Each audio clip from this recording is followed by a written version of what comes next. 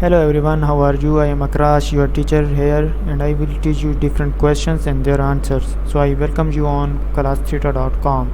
So our today's question is: Canite company reports the following costs and expense in May: factory utilities 17,000, tractor labor 70,400, depreciation on factory equipment 13,550, sales salaries 50,700, depreciation on delivery trucks 4,300, property taxes on factory building 3,200, indirect factory labor 53,200, repairs to office equipment 2,400, indirect materials 85,600, factory repairs 2,960, direct materials used 1,37,700, advertising 15,600, factories manager salary 8,700, office supplies used 3,510. Determine the total amount of manufacturing overhead.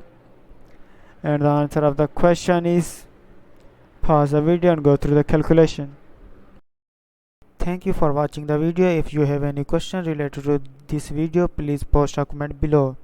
If you have any question in your mind, you can also post on the website and I will be answering you in the next video. Thank you for engaging with us. Until next video, bye bye.